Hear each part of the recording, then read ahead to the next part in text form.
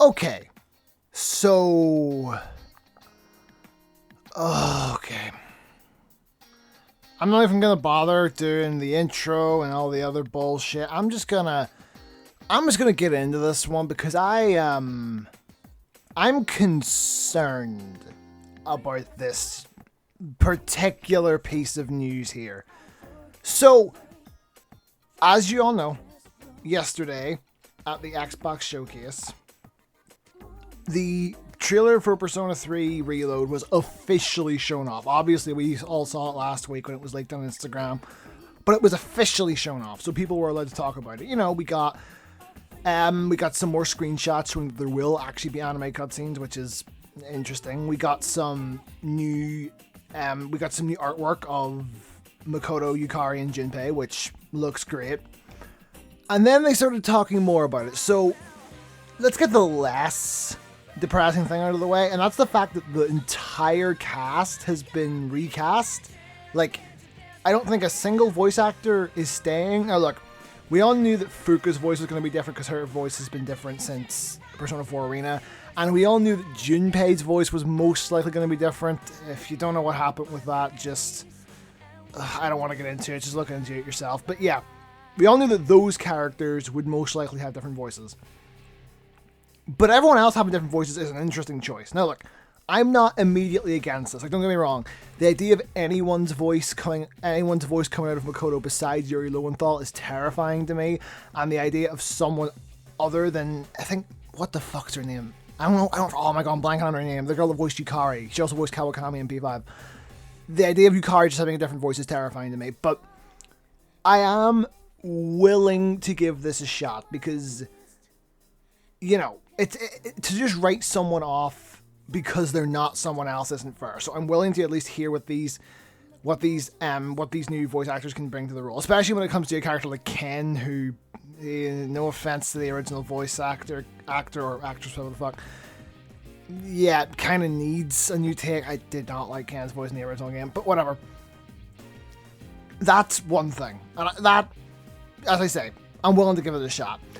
But the thing that has me very concerned is the announcement that Reload will only include content from the original release of Persona 3.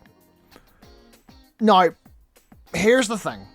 A lot of people are mad about this because, oh, that means no answer, that means no FEMC. And sure, look, I would have loved to have the answer in the FEMC in this. I think they should have been in this if they want to. I think Persona 3 needs that definitive edition.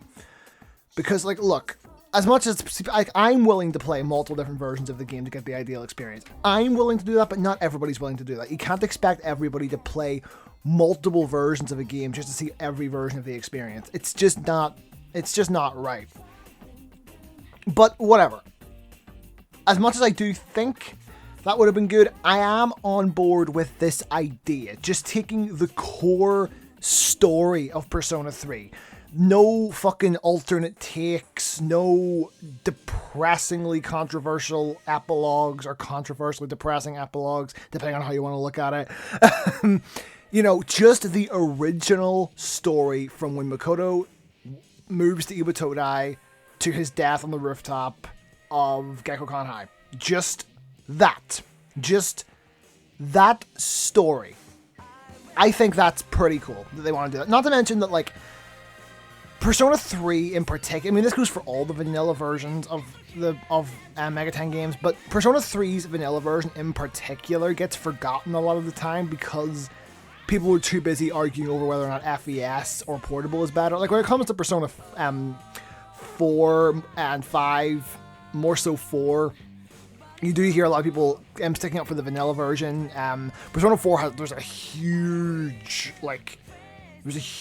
fucking group of people that prefer the vanilla version of Persona 4, and there are some people that prefer vanilla version of Persona 5. I don't understand them. I understand people that prefer vanilla Persona 4. That's entirely understandable, but when it comes to people who prefer vanilla Persona 5, I really don't get that. But nobody ever brings up vanilla Persona 3. But here's the thing.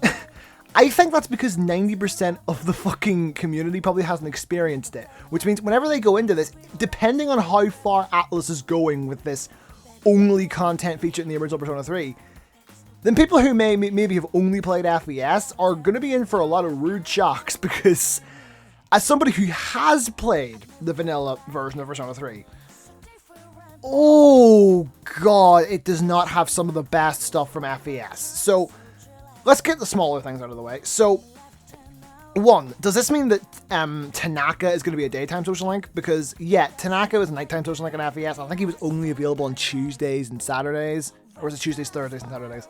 Something like that. He was available at night in Polonia Mall and only had specific days.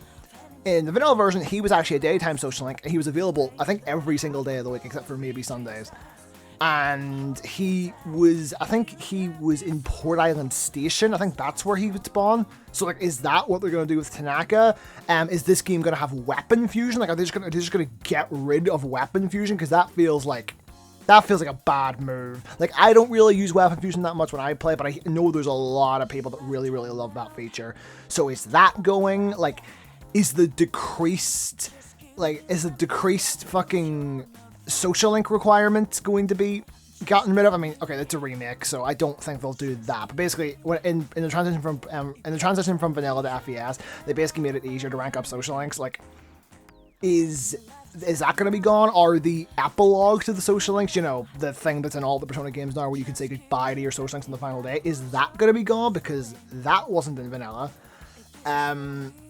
And probably the two... Oh, actually, wait, no, before I get to that, there's multiple personas that are only in FES. Well, they're in portable as well, but that were introduced in FES. The one that comes to mind for me is Ghoul. The reason Ghoul comes to mind in particular is because he was a new death persona, so in order to fuse Thanatos, I needed to get one extra persona. So, yeah, are those personas going to be gone? Monad? How's Monad going to work? Like, is Monad going to be locked behind beating the Reaper, like it is in FES, or is it just going to unlock once you get to the top floor of Tartarus, like it did Tartarus? Is it going to unlock just whenever you get to the top floor of Tartarus, like it did in vanilla? Okay, you know what? Now that I think about it, that actually does not sound that bad of a change. But whatever. But the two big ones that I'm freaking out about, and I'm sure there are other people freaking out about this too, but does this mean that we won't have the Elizabeth date and the Aigis social link? Because if so, Atlas, you are asking for trouble. The Elizabeth dates and the Aigis social link are two of, like, the best... I think they are the two best additions that were added in FES. Because the Elizabeth dates, even as someone who's not the biggest fan of Elizabeth, I think those scenes are fucking hilarious. Those scenes are really, really funny. But for me, the really, really bad one is the Aigis social link. I swear to God, if Aigis does not have a social link in this game, I am going to be furious. Because if you haven't played Persona 3, I apologize for just spoiling the ending earlier. But to be fair, I don't know why you're watching a video on a Persona 3 remake if you haven't played the original, but whatever. But yeah. The Aigis social link in Persona 3 is my favorite social link in the entire Persona franchise. It is literally, it's so well written. And it's... I don't have words to describe how fucking good this social link is. If they... Look, basically what I'm trying to say here, long story short, is I respect trying to stick to the original story, but they should keep the additions to the journey from FES. I think that's the smart thing to do, because if they just remake the vanilla version, then I feel like you're just doing that for the sake of doing it, and I'm not a huge fan of that. I mean, I'm sure this remake will be great regardless, but... Oh, that's rough. That is a genuinely questionable decision. Okay, so Editing Cal here, dropping in to say I think I know what they're gonna do. It is just fucking dawned on me. I know exactly what these fuckers are planning to do. I am calling it right the fuck now.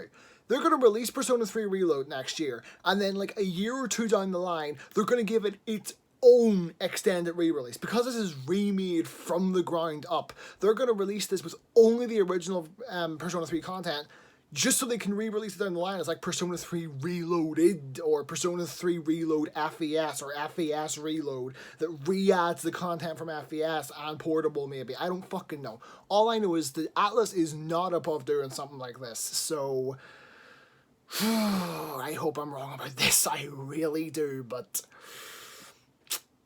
I am not I'm not feeling particularly wrong, let's say it that way. But anyway, if you enjoyed the video, be sure to leave a like, leave a comment in the comment section below telling me what your thoughts on that are, because, oh, that has me worried. Subscribe if you haven't already. I'll see you all next time. Peace.